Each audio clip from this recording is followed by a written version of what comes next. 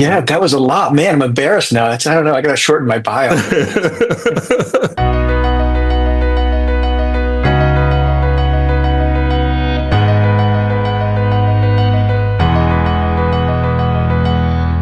Welcome, everyone, to the April 2025 edition of The Impact, a Sustainable CT podcast. For your edification, your enlightenment, and your entertainment, too. I'm Jim Hunt, Communications Director at Sustainable CT, so if you're looking for someone to blame for this podcast, well, you can blame me. But remember, this is never a one-way conversation. We always want to hear from you for our edification and enlightenment. Drop us a note, won't you, to info@sustainablect.org. The Impact is brought to you in part by the Tremaine Foundation. The Emily Hall Tremaine Foundation seeks and funds innovative projects that advance solutions to basic and enduring problems, and we are so glad they do. Visit them at tremainefoundation.org. Remember, Sustainable CT is independently funded. We don't have a magical rainbow unicorn money tree, no sir, but you can be a Sustainable CT sponsor. Find out how at sustainablect.org.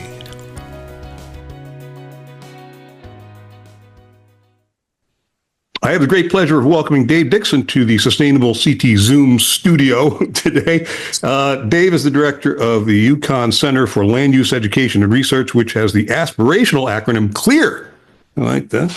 CLEAR provides communities with tools, research, and support to make land use decisions that balance natural resource protection with community growth. They work in water, climate resiliency, land use planning, mapping, sustainable food, and STEM education. Dave's also the co-director of NEMO, which, is that an acronym for something, or is that a riff on Captain Nemo? I wasn't sure. Well, it's both. It's an acronym that stands for Non-Point Education for Municipal Officials. Well, okay, there's a mouthful. All right. And I can break that down, too, for you if you want. The NEMO program deals with stormwater management issues, and I want to ask about that in a minute. And I love this. Dave's UConn bio says, when pressed or convenient, he will admit to being a lawyer by training, although not by practice or inclination. That's great. An overachiever, Dave has both a JD and a Master's of Public Administration from the University of Colorado. Go, Ralphie. Ralphie the Buffalo. Absolutely. Yep. Dave received his BA in Anthropology and Political Science at Huskyville, our beloved UConn. How about that 12th NCAA championship, huh? I mean, doesn't that take your breath away? Crazy. 18 if you combine the two, so that's a lot. Well, that's right. That's right. Okay. In his before life, Dave Dickson coordinated environmental policy and education projects for the National Association of Local Government Environmental Professionals. That's NALGEP. And I only mentioned that because I wanted to be able to say NALGEP. I just thought we always said NALGEP, but see, okay.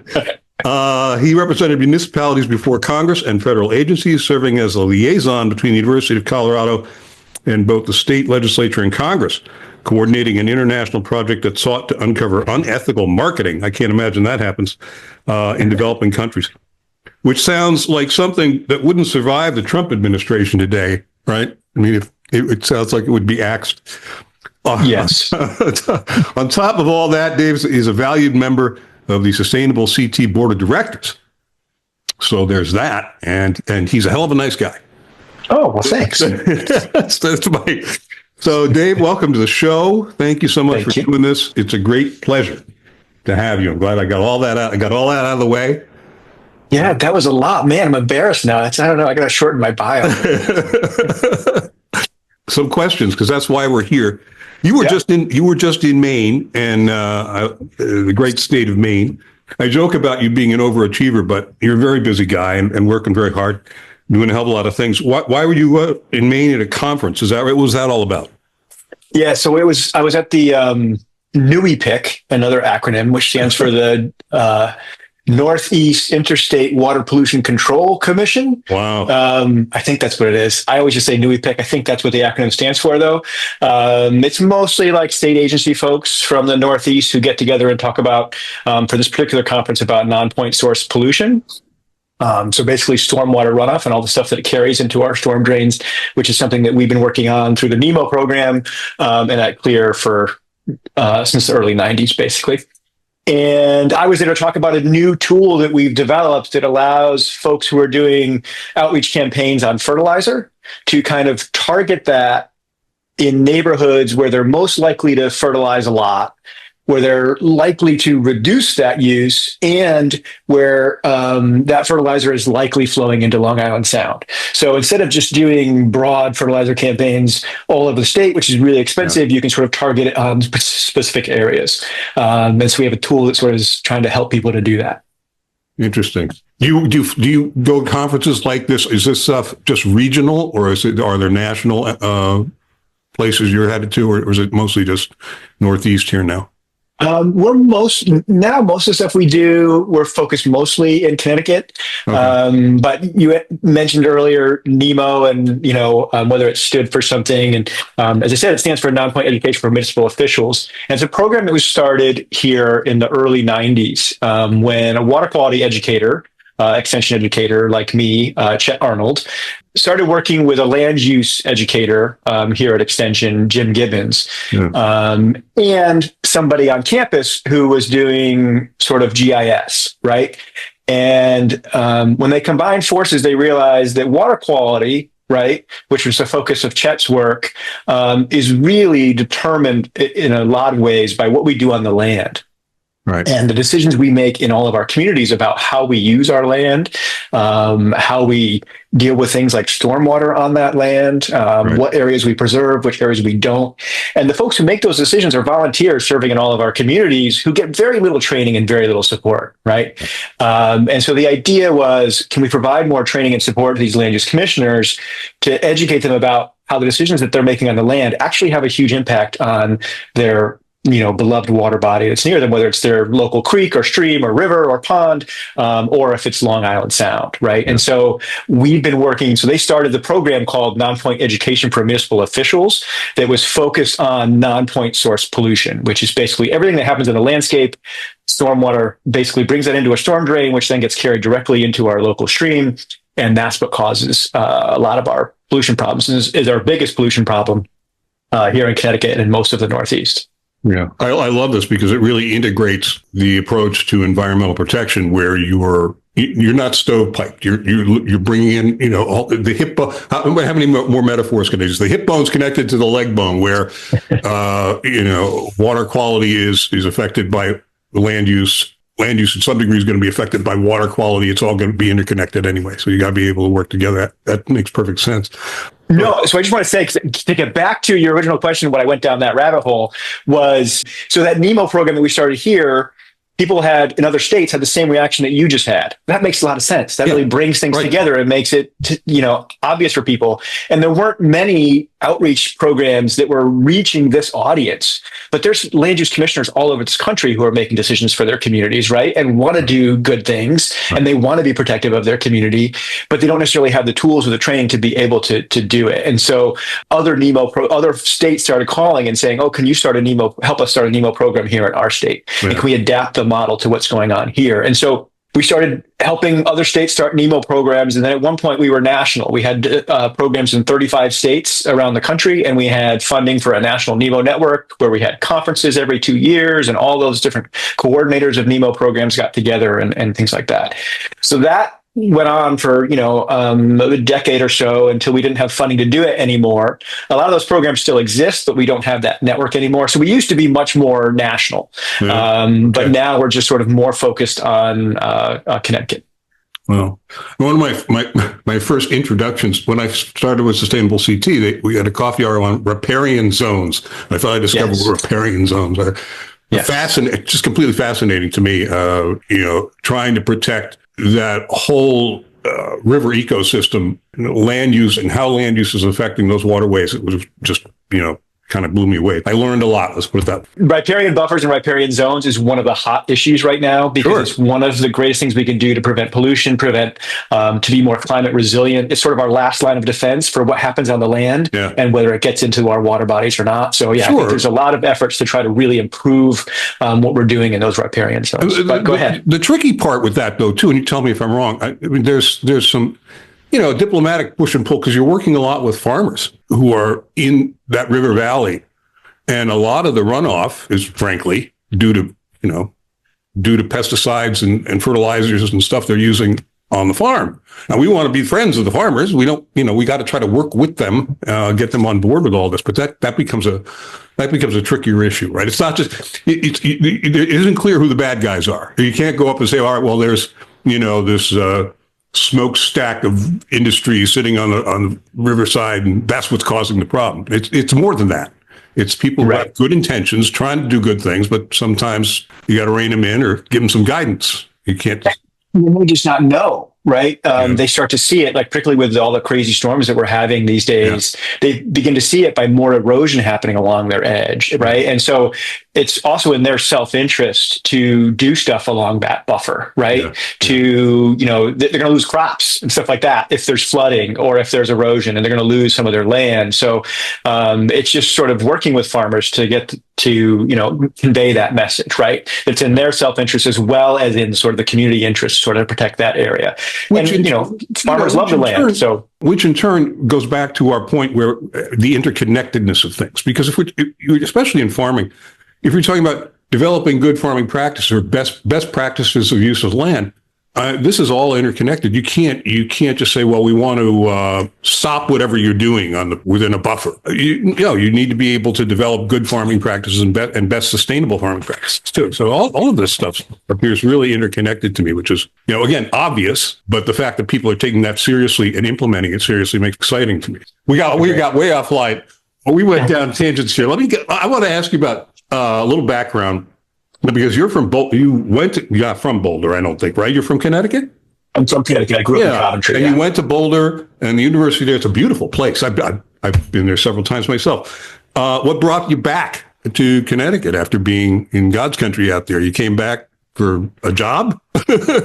Yes. Homesick? I would say family and a job. When I moved to Boulder's like my favorite place in the world. It is a great place. It's just, I'm a mountain guy. I love the mountains. I love hiking. And so Boulder, you can just walk out your door and there's a hike that's, a gorgeous hike right there. So I absolutely love Boulder. My wife is a ocean person, right? So it's a long way to get to the ocean from Boulder. Right? I can see that conflict.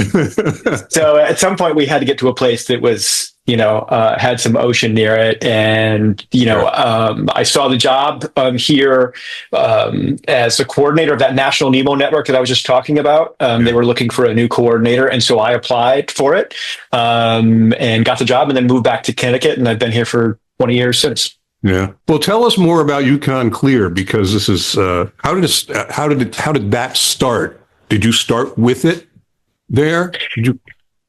So it was all started again by Chet Arnold, the person who I talked about, who started the NEMO program, right? So the NEMO program started just focused on water quality, right? Yeah. But then there were all these other programs that were a part of it. Eventually there was a climate resiliency part. The sort of general training for land use commissioners was a part. The geospatial part, as geospatial technologies grew and the things that we could do grew, there's a lot more different types of programs that we could do, right? And so as we started to work with more and more partners, and it got beyond just water quality, it got more about natural resource protection. Chet and other folks involved started the Center for Land Use Education and Research, which is sort of a university center to bring together all these different programs. So we have the NEMO program, which focuses on land use and water quality. We have the Land Use Academy, which provides that training. We have the Climate Adaptation Academy, which focuses on climate resiliency for communities and help them think through those difficult issues. We have our geospatial training program and geospatial technology program that provides training for folks in everything from smartphone mapping to ArcMap to ArcGIS Online to creating story maps, all that type of thing. And then more recently, we've added in some of the STEM learning, where we're integrating all the stuff we do with undergraduate students and with high school students to sort of get them more involved and getting them to see the importance of things like land use decisions on these sort of greater questions of climate resiliency and environmental protection and natural resource protection and community resilience and all that. It sure is a different world than the one. I mean, I'm older than you, so when I went to school, none of this was none of it was talked about. We didn't have any programs like this to turn to, and I'm sure there might have been a couple of out there somewhere. But boy, This is a different generation, and God bless them, because they've grown up conscious and knowledgeable of the challenges and the issues surrounding the environment, climate change, and sustainability and everything else, where I had to learn it as I got older, which was hard. It was a harder thing to do when, you're teaching the old dog new tricks. And I think that to that point, I think that everyone thinks, oh, it's all about federal laws, right? Yeah. It's about the Clean Water Act, it's about the Clean Air Act. And so if we just have good federal laws, then we're okay. And they don't realize how powerful the local decisions are, right? Yeah. And how unsupported those decisions are. Right. Everything sort of gets dumped on the local level. They have all these responsibilities, all these things that they have to do, but they have the least amount of sort of support that only comes from, the property taxes, which no one ever wants to raise either. Right. So a lot of things we do. And one of the reasons why we want to start including high school students and undergraduate students in what we do is to get them to realize you have all these idealistic and beautiful goals of wanting to protect the environment, but do you know the best way to do that is at the local level, right? Right. And so, and once students learn that and learn that they can play a role, it's empowering, really, right? Right. Because you realize that these things that seem like a little project, like a rain garden, actually, when they multiply, have, much bigger impact.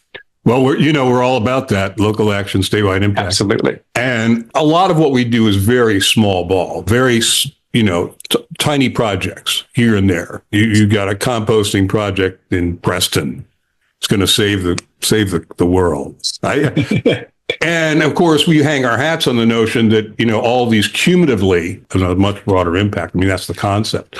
But it can feel really overwhelming at times when you're looking at things on a local level. That's why, so the inclination to say, oh, no, we got to take this stuff national. We got to go international. We all work together, as human beings to be able to affect real change.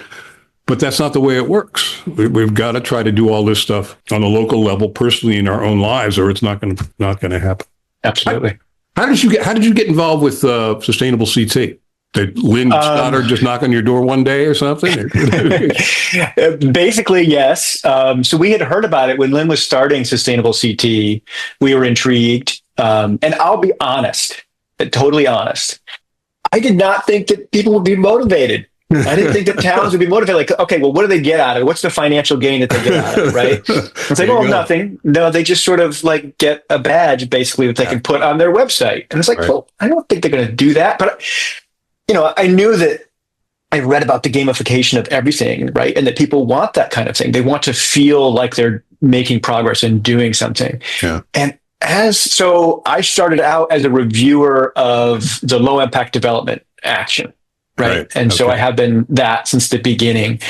And I have just been absolutely amazed by Sustainable CT. I think it makes total sense because towns are motivated, because the people who work in our towns, the people who are volunteer in our towns, they want to protect their community. That's why they got involved, right? And so they want to do these things, but a lot of times you don't know, which thing do I do? This person is telling me to recycle. This person is telling me to compost. This person is telling me to put in a rain garden. This person is telling me to protect open space. I don't know where to start. I've only got this many resources. And so I think the beauty of Sustainable CT is it gives towns a list of things, almost, right? These are things that you can do and feel good about. Like we were talking about those little actions. And when you add up all those little actions, that's really what's motivating people. It's not just having a badge they put on their website. It's more about having that map of things. And so often, people like me who go out and we talk about rain gardens, right? And so people think that's going to save the world. And it's not. It's all of these different things. And I think that's the beauty of Sustainable CT for me, seeing it from kind of a community perspective, is giving folks kind of a menu or a roadmap of things that they can do, which collectively, individually may seem small, but collectively make your community more sustainable, more resilient. And we don't make it easy. I mean, no. In other words, we do try to make it easy to get you on board and work with you. I don't mean to say we're making you jump through hoops, but we want to see real change on the ground. It isn't like, oh, here's a badge for being a swell guy, feel good. Right. We pat each other on the back and say, aren't we swell? I mean, that's not it. We're really trying to make changes on the ground. And some of this stuff, it ranges for everything from really tiny, easy things, stuff that towns are usually already doing or had some inclination to do, to some really rather large commitments that these towns are making. So, yeah, just so our listeners understand, UConn CLEAR has worked with a bunch of towns in our certification program on stormwater and watershed issues. Cheshire and Deep River and Guilford and Madison, the ones that I know about. How do towns connect with UConn CLEAR, and how then do you help them in that? That's a tough question for us to answer because there's so many different ways. If you go into a town, you talk to somebody about CLEAR, they'll say, "Oh yeah, those are the rain garden guys, right?" Yeah, or they'll say, "Oh, you mean the people behind CT Eco? Yeah, it's the mapping people, right?" Depending on who within CLEAR they interact with, or what they use some of our services for, they may say, a different thing in terms of how they interact with us. For me, I'm primarily part of our water program and our stormwater program at CLEAR, although I'm involved in sort of all the programs to some extent. For us, it's two big things that sort of our biggest, most recent outreach to communities. One is when the new MS4 permit, which is the Municipal Separate Storm Sewer System regulation for the state, which is required by the Clean Water Act, right, or MS4. When there was a new permit that was released, it was much more rigorous than the old permit was. And so the community was like, we can't do all of this. This is too much work, right? Yeah. And so Deep turned to us and asked if we could do outreach to sort of help people work through compliance with that permit, which was a lot of things like implementing low impact development practices, which are, basically nature-based solutions to stormwater runoff. And so for the last, 6-7 years, we've been providing support to communities to help them comply with that regulation, right? Not actually doing stuff for them, but giving them resources to make it a little bit easier. So as part of that permit, they have to do a lot of outreach, for example, to their community about stormwater runoff and educating people, why it's a problem and what they can do to sort of help. And so we provide resources to help the towns do that. Towns have to do a bunch of other technical stuff, like find ways to reduce the amount of stormwater runoff going into our storm drains. And so we sort of provide tools to help towns do that. So on some level, a lot of the towns know us from that. The towns that you just mentioned were part of something called our Stormwater Core program, where we have students go into towns and they prepare stormwater retrofit assessments. So they go to primarily municipal properties, they go to schools, they go to town hall, they go to the police station, the fire station, the library, and they look at the existing stormwater management on that site. And they say, "Oh, you could put impervious pavement here, or you could put, it looks like you need to repave this anyway. This is a good opportunity to maybe consider pervious pavement for part of this parking lot. Or, you could reconnect this downspout. Instead of having it go directly into the stormwater system, just put it off to the side here and build a rain garden where it can sort of soak up that stormwater." So it reduces the amount of stormwater and the pollutants associated with that going into our storm drains. And so those communities all received a report from a team of students who we trained to be able to do these kinds of assessments. So then they have a list of 10, 20 projects that they can do on their properties to sort of reduce stormwater runoff pollution problem. But at the same time, once they put those in at municipal properties, they're highly visible. They're great educational tools to show people at their homes that this is something that you can do at your house, or a business, this is something you can do at your business. Or if they start requiring it in their regulations, which towns are somewhat required to do under the MS4 permit now, folks, they have examples that they can point to, right? So when folks say, "I have to put in a rain garden," what's that? Right? And so they can sort of point to one that's at town hall or wherever it may be. Yeah. And these are all students. Are they undergraduate students or graduate? What level? They're undergraduate students. So the Stormwater Core is part of a larger group of programs that is part of a grant that a group of us, led by, again, Chet Arnold, put together called the E-Core, which consists of 3 different programs: the Climate Core, the Brownfields Core, and the Stormwater Core. Okay. So the Stormwater Core is the one that I just told you about, right? That's the one that does sort of retrofit assessments for towns. So each of those 3 cores, it's undergraduate students who go through 1 semester of classroom learning about one of those 3 topics, right? And then the following semester, they have the opportunity to then do a practicum where they do a project with a community or a community group that implements what they learned in the previous semester. So the Brownfields Core goes on to work with the community to do, a brownfields inventory, or help them pull together documents that they can then use use to apply for grant funding, that type of thing. Yeah. The Climate Corps runs the gamut in terms of the projects that they can do. It's lots of different types of projects. And but just all geared towards getting a little bit closer to climate resilience, whether it be looking at, a vulnerability assessment or something else that the students can do. And it all has to be the guiding light is projects that are actually useful to the town, not just being done for the sake of having a student get some experience, right? So we really want it to be useful for the town, and I think that they typically are. But we also want the student to get that real world experience at the same time, right? Yeah. And so we're trying to not only get students introduced to action at the local level and what it takes and sort of the challenges involved in doing that, but also teach them, time management, project management, speaking to a group, organizing meetings, all of those sort of workplace skills that they aren't necessarily getting in their other classes, right?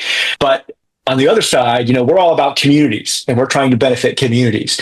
And so we want these projects to help fill the capacity gap at the local level.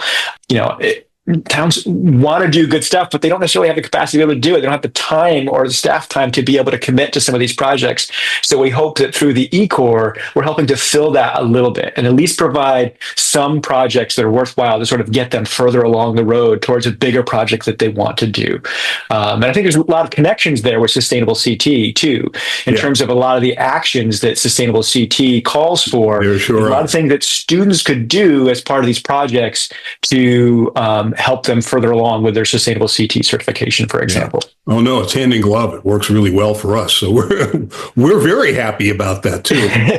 We're working now to expand it, right? So we're looking for funding now to try to expand the program so that we can bring in other disciplines, right? And we've got a lot of other faculty who are like, that seems like a great program. I'd love my students to, I'm training my students to prepare emergency management plans for towns. Can we connect with the E-Corps and develop an E-Corps that's sort of focused on that? And so we're working on that now.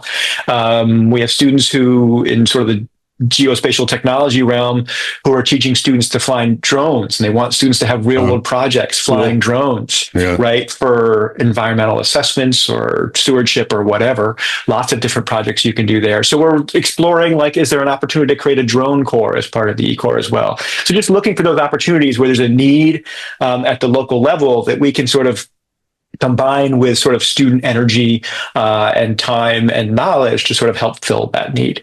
Excellent. Let's take a break a minute. We'll come right back. We'll talk about rain garden smartphone apps and stuff, because that's okay, cool. All right, we'll be right back.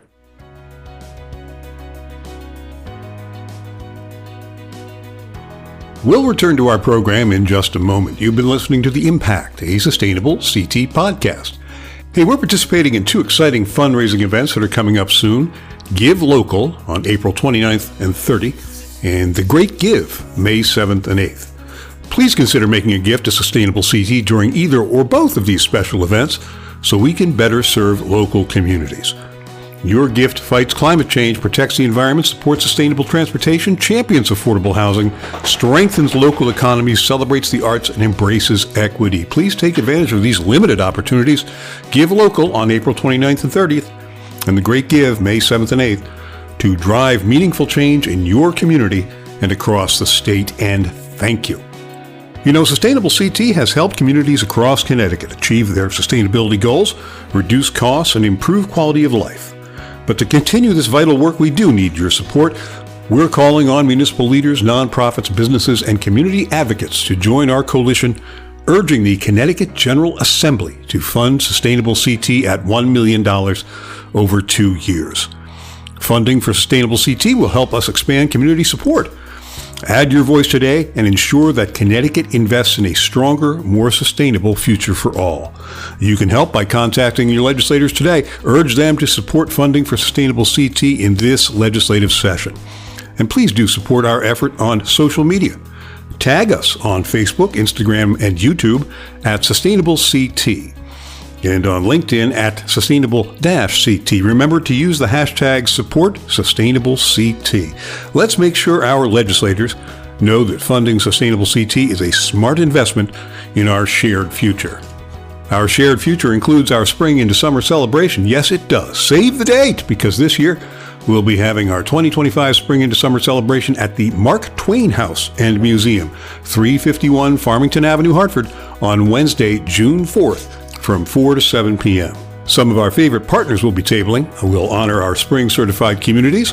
We'll introduce our newest cohort of Sustainable CT Fellows, and tours of the Twain House will be available too. We'll have music and light fare, of course, and all of your Sustainable CT friends will be there. To get the full value of joy, you must have somebody to divide it with, Twain said, and we hope you'll come divide it with us. Our 2025 Spring into Summer celebration is generously sponsored by Energia. Maximum energy, savings guaranteed. That's Energia. And by Waste Zero. Save money, reduce waste. Talk to Waste Zero today. Sponsorship opportunities are available for this event. Come on, join us in working for a better Connecticut, won't you? Contact Jessica LeClaire at 860-259-4767 to discuss options and details. That's 860-259-4767. Okay, let's get back to the program.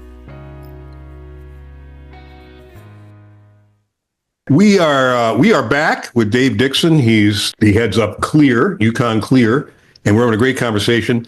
I wanted to ask him about the Rain Garden's smartphone app, which I read about. It was kind of interesting to me, and the National LID or LID Atlas. What LID? I love these acronyms. That's low impact development, right? It's LID. Right. Yep. And are these two things, the Atlas and the smartphone, are they connected in some way, or did I read that wrong? They're connected in that they follow the same idea, right? Okay. So low impact development is basically a different approach to stormwater management, where when the general idea is if you're developing or redeveloping a site, right? The way we've been doing stormwater management for decades, right, is to get any stormwater off the site as soon as possible, into a pipe, into a storm drain, where it goes who knows where, right? Yeah. And then, now we know that causes problems, because as that stormwater runs over those impervious surfaces, it picks up pollutants along the way. So low impact development is looking at a variety of things to reduce the amount of impervious surface you use. So, do you really need a driveway that's, 20 feet wide or whatever? Can you do it a little bit less? Can you use different surfaces? Do you really need to pipe everything into the storm drain? Can't some of it just go into the ground like it used to? And so the idea of low impact development practices, some of them are about site design, and some of them are about things like building rain gardens, like actual stormwater practices, to replicate the natural hydrology of the site before development, right? So before development, when that was a field or a forest or whatever, all of that stormwater falling on there was no impervious surfaces unless there's compacted soil or something. And so it's all soaking into the ground, where the soil is pulling out any pollutants that may be there. And it's being filtered as it sort of makes its way back into the groundwater, and then makes it back into our streams that way, right? So that's the natural hydrology. And so low impact development practices are trying to get these sites back to that, where we're recharging the groundwater, recharging the aquifers, cleansing the water through sort of natural filtration systems, rather than just sort of getting it off the site and out of our site. Yeah. No pun intended. So what's the smartphone do? What does the smartphone app do for you? So one of the practices, and I call this the gateway drug for low impact development, is a rain garden, right? And that's the one that everybody knows because it's been talked about so much. And so we've been talking about this stuff since the early 90s, and towns have started to integrate it into the regulations. And so we had been doing workshops on things like rain gardens and low impact development. We had this, printed beautiful brochure with these watercolor design drawings in it. It was beautiful. We would hand out at different places, right? Old school. Yeah, old school outreach. And so then, I don't remember when smartphones came out, but around the time that smartphones came out, people were starting to say, oh, we should start building apps, right? I was talking to my cousin who lived in Coventry at the time, and he's a builder. So he was building lots of houses and rehabbing lots of houses around Coventry Lake. And they had a requirement for him for one of these things he was doing. They said, okay, you got to put in a rain garden, right? And I see now. Okay. He told me about this after the fact, and he's a busy guy. And he has a few tools on his belt. He's got the hammer he's always got with him. He's got his tape measure always with him, and he's always got his smartphone with him. Sure. So I could ask him to come to a rain garden workshop, but he's not going to come. And I could give him the brochure, but he's not going to carry it with him to the workshop, right? Right. So I was talking to Mike Dietz, who is sort of what we call him Dr. Rain Garden, because he actually got his PhD on rain gardens and how they work and how effective they are. And he's the co-director of the NEMO program, as well as the director of the Institute of Water Resources at UConn. And most people, when they think of rain gardens in Connecticut, they think of Mike Dietz. And so I was talking to him. I said, well, what if we built an app, right, that sort of taught people what rain gardens are, how to site them properly, right? You don't want to put them in an area that's always wet because that's an area that's not draining well. Yeah. How to size them properly. So you don't want it to be so small that it's not going to be able to hold all of the water that's draining to it. So you have to calculate how big the, say, roof area is or parking area is that's draining to it, and then size it appropriately. What kind of plants you want to put in it, and how to maintain it, right? So we built an app that does all of those things. And so now when towns require something like a rain garden and the person looks at them like, I don't know what that is, I'm just going to go in and I'm going to dig a hole and throw some plants in it and call it a rain garden. Now that the towns have a tool where they can say, well, here, check out this app. It will teach you how to do it, how to size it properly, how to select plants for it, and how to put it in. And so we built the app. We found some students in the computer engineering department on campus, and we were like, yeah, we have this idea. Could you build an app for us? And they did. And it's morphed over the years. Eventually, other states wanted to sort of have their information in it, because every state has sort of different parameters for how deep a rain garden should be, how big of a storm it should handle, what kind of plants work in their region of the country. And so now we have information for 25 states in the app. So you can go on the app, and if your state is in there, select your state, and it will have the sizing and the plants and the soils information that's tailored to your state. Now, is that a state thing? I would have assumed that was more localized, like I don't know, even down to we don't have counties really, but is it state regs that govern that? Rain garden isn't more localized and down to the town? Yeah. Well, sort of. So for us in Connecticut, there is something called the Stormwater Quality Manual, right, that DEEP puts together, Department of Energy and Environmental Protection. And so they have a standard for what stormwater practices should meet like this. Yeah. And so it used to be based on a 1-inch storm standard, right? So which is about, I think 85 or 89% of our storms are 1 inch or less. Well, they used to be. So, yeah, okay. All right. They used to be. Yeah. And more recently, the new Stormwater Quality Manual in their calculations uses a 1.3 inch storm, because we are seeing more intense storms and more frequent large storms. Right. And so they changed the standard to 1.3. And so now for us, the standard is that 1.3 inch storm. So when we size the rain garden, we want to make sure that it can hold, that size of storm. And if it doesn't, you have to plan for, okay, well then what do you do with the overflow? And so for all of our designs that we do and that we help students do, you plan for where that overflow is going to go, so it doesn't create problems, in an area you didn't intend it to do. So either you put in an overflow or you have a natural overflow into a storm drain type thing. Yeah. Now, I don't want to get too much in the weeds or belabor this too much, but I'm just intrigued by it, because the stormwater, the runoff and all of those environmental elements are going to be different in New Haven than they are in Torrington, right? Right. So, but we're not trying to build hyper local. We're not saying, all right, well, the requirements here in New London are going to be different than they are, in Torrington. Really there is a statewide reg that one size does fit all in that respect. I'm just kind of surprised by that. Or do we need to do something more local? Well, it is that, but think of it as like a minimum, right? Okay, that makes sense. So, for example, on campus, we have something like 70 or 80, depending on how you count, low impact development, or what we are calling green stormwater infrastructure practices. So, rain gardens, bioretention areas, pervious pavers, pervious pavements, green roofs, all of those practices are part of this, what we call the low impact development suite of practices. And a lot of those are designed for a much bigger storm than the 1.3 inch storm. Yeah, some of them are designed for a 10-year storm, right? Or a 25-year storm. So the 1.3 inch is really the guidance in the stormwater manual, which is sort of built into a lot of our regulations. So that's where it sort of starts to be required. Like so that becomes the minimum for towns. Thing. Yeah. Right. Okay. And so towns can do more than that if they want to. But when you do more, the costs go up too, that you're requiring of people. So there's kind of a disincentive there to do it, but it can be done. And I think in some cases it is being done. Yeah. Well, I mean, they're having some real issues, and all along coastal Connecticut has a very unique and difficult set of issues facing sea level rise and water management and everything else.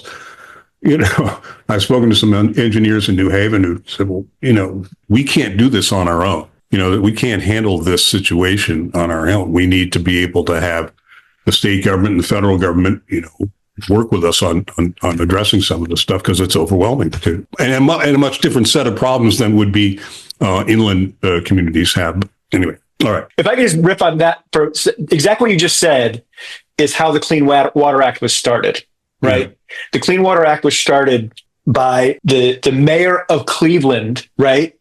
Did a pollution tour. The Cuyahoga River caught fire. Right. This is the famous story behind it. The famous story of the start of the Clean Water Act. And the only reason that people knew about it, because it wasn't the first time the river had caught fire. It was like the dozenth time in that last decade when it had caught fire. So locally, it wasn't even a big news story, right? But Carl Stokes, who was the mayor of Cleveland, said, I'm going to use this to sort of make the point that everything that happens in the watershed, I can't control in Cleveland, because Cleveland sits at the end of the Cuyahoga, right? At the mouth of the Cuyahoga.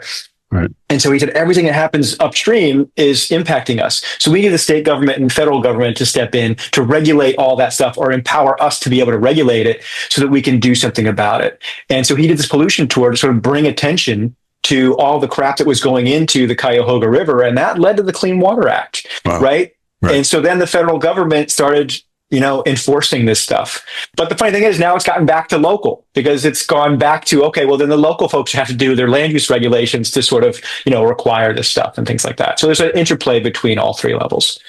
Let's shift gears a little bit here. I want to put you on the spot. You're a member of the Sustainable CT Board of Directors, and put that hat on for me, would you? And tell me, what can we be doing better or different or more of, or how would you like to see us improve what we do? Because we're always looking to ways to improve in things we do. Do you have any ideas, suggestions? Not necessarily. I mean, I think that the biggest thing for me, I just think it's a tremendous program. I wish there was more support for the program, right? Because I think there's so much that could be done. And I think that you all who work for Sustainable CT have proven over the years that this is a model that works. Towns are much more willing to do an action that Sustainable CT has on their list than a regulation that's required that they do, right? There's just a different incentive there, right? You get a lot of buy-in from the community. Right. You get much more buy-in, and community members then are proud that their town is doing this stuff, right? And that cuts across, party lines and stuff like that. So I just think all of that is wonderful. For me, I'm an academic at UConn. I think that the data that you all are collecting about what towns are doing is so valuable to sort of encourage other towns to do it. And what the problem areas are in implementing some of the actions. So for me, as sort of an academic and a researcher, partially, I'm mostly an outreach person, but I have a little bit of that in me. And I work with a lot of faculty members who are very much research focused. I think there's a lot of utility in mining the data of all the actions that communities have taken and figuring out, okay, what are the ones that are sort of really hard? And then what are some of the programs that we can develop to make that easier for communities? So it's easier to do a climate vulnerability assessment. So it's easier to require low impact development in stormwater management regulations. What are the steps that we can take? And so I think there's a lot that can be done in terms of mining that experience to move us even further forward and plug some more holes and provide more assistance to help communities do the things that they want to do. Our big push is having towns be examples to other towns in what successes they have, what they've done to be able to get from A to B to C. And we create these success stories, and a town will it's not just great paperwork, but though that helps us, it's also, again, on the ground. Did they have a success? What did they have to do to get there? And the other towns can look at this and replicate to a great degree what towns have been successful at, and it has that effect, that rolling effect, where success begets success, and we're very proud of that. We push that a lot, giving towns those examples and that data to work with. Now, you've heard that we're trying to get some state money these days. And it's an interesting thing for me. There's a philosophical element to this that I don't think we discuss openly very, very much. We pride ourselves on being independent, quote unquote. But then why? Why would we be independent? It's not like we're testing products or anything. We're doing the state's work. We're doing a lot of what the state would like to see done in communities, and we're helping them do that. And so we're really hoping the state can value that effort and help us with a little cash, because frankly, if we have more resources, we can do more. What's your take on that? You have a experience with working with state legislatures, and just from your position in the board of directors, how do you feel about our approach, and do we have a chance in hell? It's a tough year. It's a tough budget year, but it's always they always say that it's a tough budget year. I don't think I've been around this business for a long time. It's never been an easy budget and year. Nobody said it was an easy budget year, So anyway, it's a tough budget. Right. Yeah. Yeah. Unless you're a billionaire, it's never an easy budget year for anybody. Shakes their heads. I don't know. It's a tough budget year. How do you feel about our doing this? What's your take? Your gut tell you? I think it's good. I mean, this is the thing. Once you achieve a level where people love what you're doing, right? But even if they're one of your funders and they've already been funding it, at some point they're like, okay, but you're already doing that. So I want to do something new. I want to do something new and exciting, right? And so you're constantly having to reinvent yourself. But it's so hard to get money to just keep doing what's working, right? Right. And what's working is working for the whole state. I mean, the stuff that you're all are doing at Sustainable CT to promote more resilient communities and more sustainable communities is super valuable, right? Because like I said, you're giving a roadmap to these communities in a way that things like regulations don't. And so it makes sense for the state to want to support different ways to get communities to do. I'm going to students. I work with students a lot. Get communities to do the types of things that they need to do to be more resilient, to be more protective of the environment, to be more sustainable. And so it makes a lot of sense to me. But as a state employee, I'm not allowed to sort of push any legislative proposals or anything like that. So I'll just say that it makes some sense for me. And in terms of whether it has a chance, I'm not the person to ask. I'm not that involved anymore in sort of, that type of stuff here in Connecticut politics. So I don't know, but it does seem to make sense. And I think that there would be a lot of support from communities to sort of, because communities are obviously responding to what you all are doing. We certainly have gotten a lot of support from communities in testimony and whatnot. And that's been heartening, very heartening to see that. We were wondering, early on, because we've never asked before, will you support us in this? And we were kind of, holding our breath to see if anybody, and the response has been overwhelming and very heartening. It's great to see. And, we're not asking for a lot of money. Even a tiny bit of money that maybe, it's a drop in the bucket in the state budget, but I know those all add up too.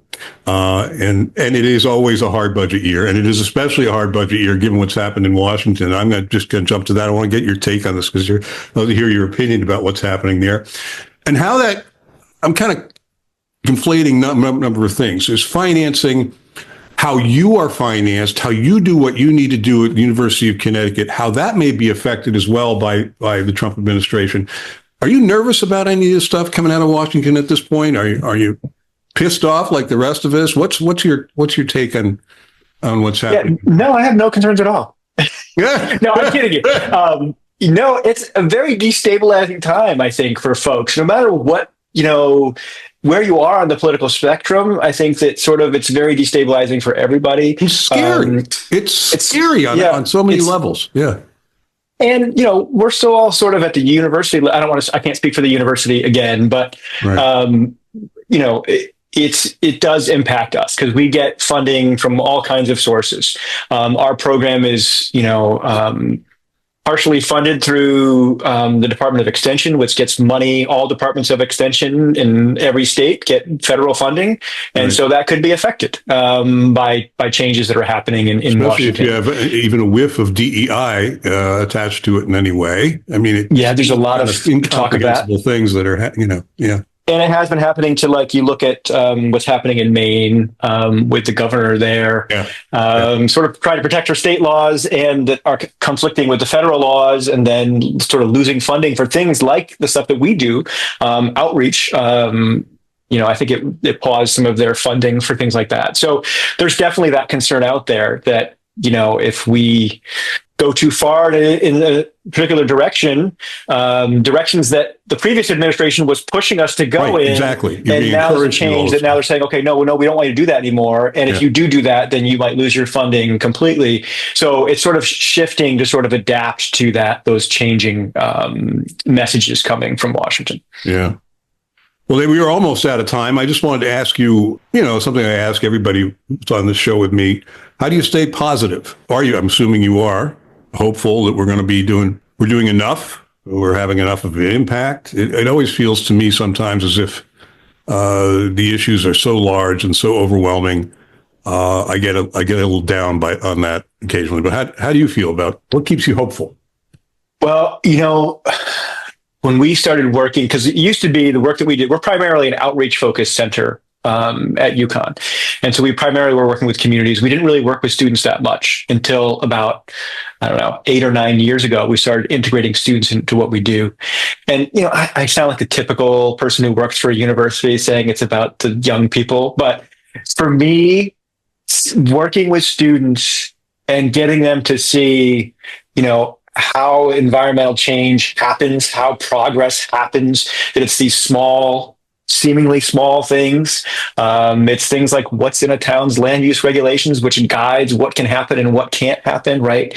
Getting them to see those levers that they can press, because a lot of times these students come in with big hopes or big fears, depending on what it may be. And they don't know what to do with it, right? And so it just gives me hope to sort of see that and to sort of help them channel that in a direction that will make a difference, even if it may seem small. In the aggregate, it's not small at all, right? And that's how we're going to have to do it. We have to do it. We have 169 towns in Connecticut. Every town has different land use regulations. So they're all doing it differently, right? But if we can get them all to do things in a way that's sort of trying to protect their community and make them more sustainable and resilient, then we'll get there. And so the students are really what provide me with that hope that as they come in and they're prepared with this idealism and the ability to know what levers to press to make it happen on a local level and appreciate that. Because I think what local government is just so important and unsupported. And I think if our students can go into the world thinking, I want to work for a local government to sort of help move things forward, and realize that that's, not an insignificant thing. It's a big thing, right? Yeah. And so I don't know, I guess that's what gives me hope. No, I hear you. And I agree with you. It's the young people I've worked with, whether they were fellows or the high school kids who volunteer for projects in all these small towns, is pretty astonishing. And it does give one some hope, really does. You get to these places where you take two steps forward and you think you're think you're getting places, and the feds come in and cut out funding for a certain project or for state funding. If it trickles down through state funding and it's 2 steps back, and you go, oh, geez, okay, but the thing that I rely on is we're really working at a community level. And these are where the voters are. These are where people live. This is stuff on the ground. They're walking through their lives and in their jobs on a daily basis, and they get it. I see that every day. I mean, they get it, and that is really the biggest effect I think that we're having, is really that element of teaching and bringing people together to make a difference. So we're going to keep on keeping on. We are. Absolutely. All right, and I want to thank you so much, Dave, for doing this. I really appreciate your time. And you keep on keeping on too, because you're doing great stuff. And thanks, Jim. Appreciate you. All right. Thank you, sir.